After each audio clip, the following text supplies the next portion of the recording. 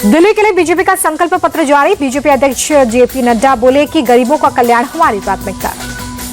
BJP ने महिलाओं को हर महीने 2,500 रुपए देने का वादा किया। एलपीजी गैस सिलेंडर पर 500 रुपए की सब्सिडी भी मिलेगी। जेपी नड्डा का बयान, महिला समृद्धि योजना के तहत 2,500 रुपए महिलाओं को देंगे। होली और दिवाली पर एक गैस सिलेंडर मुफ्त देंगे।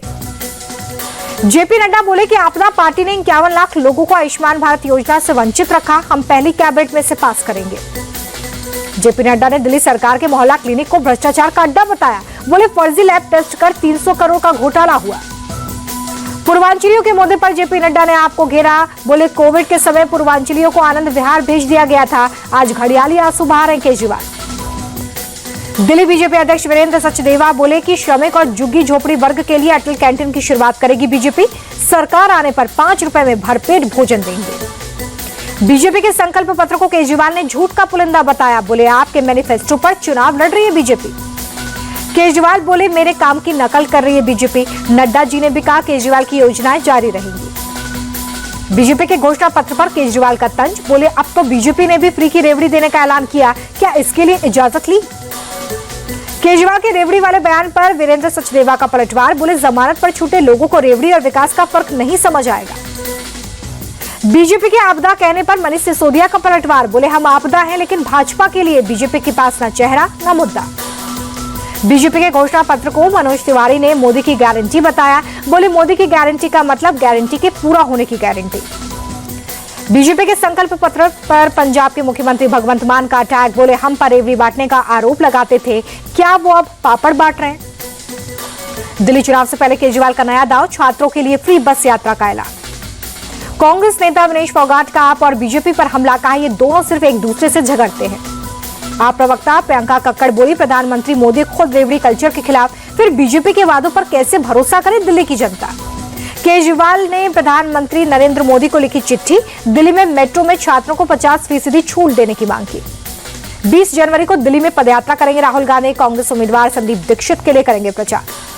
दिल्ली चुनाव के लिए एनसीपी अजीत गुट ने जारी की एक और लिस्ट। 30 उम्मीदवारों का नाम बता दिया है। पहले भी जारी की थी 11 कैंडिडेट्स की सूची। दिल्ली शराब घोटाले से जुड़े मनी लॉन्ड्रिंग मामले में ईडी की याचिका पर सुनवाई फिर टल गई है। 17 मार्च को हियरिंग होगी। केजरीवाल की जमानत के आदेश को ईडी ने दी है चुनौती। सैफ के घर हमलावर की नई तस्वीर आई सामने। सीसीटीवी फुटेज में रात 1:38 पर सीढ़ियों से चढ़ता दिखा हमलावर। जिस चाकू से सैफ पर हमला किया गया उसकी तस्वीर भी सामने आ गई है। चाकू के आगे का हिस्सा सैफ के शरीर से निकाला गया है। सैफ अली खान का हेल्थ बुलेटिन जारी। डॉक्टर्स बोले सैफ की हालत स्थिर है, आईसीयू से स्पेशल रूम में शिफ्ट। डॉक्टर्स ने कहा कि सैफ की तबीयत बिल्कुल ठीक है, वो खतरे से बाहर है। डॉक्टर्स ने कहा कि जल्द ठीक होने के लिए आराम की सलाह दी है, 1 हफ्ते तक चलने पर रोक। डॉक्टर्स बोले कि रीढ़ की नस से 2 मिलीमीटर पीछे तक पहुंचा चाकू, रीढ़ की हड्डी में गहरा घाव हुआ। सैफ अली खान के घर के स्टाफ से पुलिस ने पूछताछ की है, बाद में वापस घर छोड़ा। सैफ अली खान को अस्पताल पहुंचाने वाले ऑटो ड्राइवर भजन सिंह से इंडिया टीवी ने बातचीत की है। कहा खून से लथपथ थे सैफ, उनके साथ उनका बेटा और एक तीसरा व्यक्ति भी था। ऑटो ड्राइवर ने बताया कि मैं उन्हें नहीं जानता था। अस्पताल छोड़ने के बाद मैं वहां पर पहुंचा चुका था। उसके बाद उन्होंने अपना नाम बताया और इलाज कराने के लिए कहा। सैफ के घर पर काम कर रहे कारपेंटर वारिस अली से भी पूछताछ हुई है। बांद्रा पुलिस कर रही है सवाल जवाब। महाराष्ट्र के डिप्टी सीएम एकनाथ शिंदे बोले कि सैफ अली खान पर हमला दुर्भाग्यपूर्ण है। पुलिस के साथ गृह मंत्रालय भी जांच में जुटा है। सैफ अली खान पर हमले को लेकर महाराष्ट्र के मंत्री संजय शिरसाट का बड़ा बयान सामने आया। बोले ये घटना दुर्भाग्यपूर्ण है, लेकिन इस पर विपक्ष की राजनीति और भी ज्यादा दुर्भाग्यपूर्ण है। सैफ अली खान के घर से मुंबई पुलिस ने एक तलवार भी बरामद की है। सूत्र ये बता रहे हैं कि तलवार उनके परिवार की ही है। करीना कपूर और शर्मिला टैगोर लीलावती अस्पताल पहुंची। सैफ अली खान से मुलाकात कर हालचाल जाना। सैफ अली खान पर हमले पर शाहिद कपूर ने चिंता जताई। कहा हम लोग बहुत हैरान हैं, मुंबई बहुत ही सुरक्षित शहर है। सैफ अली खान पर हुए हमले पर बोले सोनू सूद, ये बहुत ही दुखद, मुंबई एक बहुत ही सुरक्षित जगह है, ऐसी घटनाएं परेशान करती हैं। सैफ अली खान से मिलने वालों का सिलसिला जारी। रितेश देशमुख ने सैफ से मिलकर हालचाल जाना। मिल्कीपुर उपचुनाव में तैनात पुलिस अधिकारियों को लेकर अखिलेश यादव ने उठाए सवाल। 19 में से पीडीए के सिर्फ 3 अफसरों की पोस्टिंग पर चुनाव आयोग से संज्ञान लेने की बात कही। नगरीय निकाय चुनाव के प्रचार में जुटे मुख्यमंत्री पुष्कर सिंह धामी हरिद्वार में रोड शो कर बीजेपी उम्मीदवार के लिए मांगा वोट। 20 जनवरी से 24 जनवरी तक दावोस के दौरे पर रहेंगे महाराष्ट्र के मुख्यमंत्री देवेंद्र फडणवीस। राज्य में विदेशी निवेश बढ़ाने पर रहेगी नजर। भ्रष्टाचार के खिलाफ हरियाणा सरकार का बड़ा एक्शन। सैनी सरकार ने 370 भ्रष्ट पटवारियों की सूची जारी की।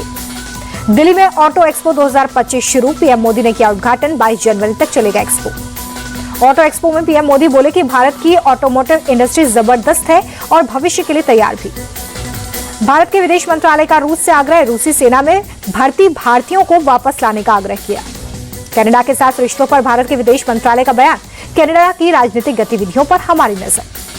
स्पैम कॉल और फ्रॉड रोकने के लिए भारत संचार मंत्रालय का संचार संकल्प ऐप लॉन्च।